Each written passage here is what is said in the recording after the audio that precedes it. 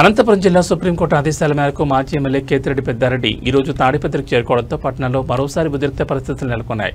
ఎన్నికల అనంతరం గత 15 నెలలుగా తాడిపత్రికి దూరంగా ఉన్న పెద్దారెడ్డి తిరిగి వస్తుండటంతో జేసీ వర్గీయులు అడ్డుకుంటామని హెచ్చరించారు. దీంతో ఎలాంటి అవాంఛనీయ సంఘటనలు జరగకుండా పోలీసులు కట్టుదిట్టమైన భద్రత ఏర్పాట్లు చేశారు. కేతిరెడ్డి పెద్దారెడ్డి తిమ్మంపల్లి నుంచి తాడిపత్రికి బయలుదేరిన నేపథ్యంలో పోలీసులు అప్రమత్తమయ్యారు.